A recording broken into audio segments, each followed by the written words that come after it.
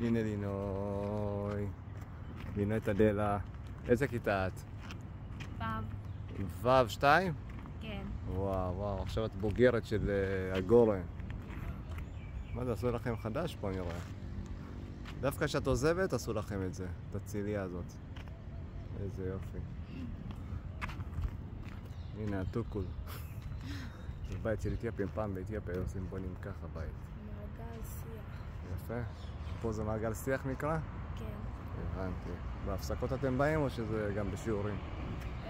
בהפסקות יותר כיתות א' ב'. תתגעגעי למקום הזה? כן. כן. היה נחמד פה. סך הכל, מה את אומרת? כמה את נותנת ציון מ-0 עד 10 לגורן? 8.5. 8.5. סביר.